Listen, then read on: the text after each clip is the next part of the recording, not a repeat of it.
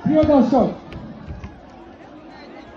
নদীর বুকে আছেন ঝুঁকে বিদ্যাসাগর, তার উত্তরে আছে আরেন ট্যাগর। বলুন তো ব্যাপারটা কি? পারলেন না তো?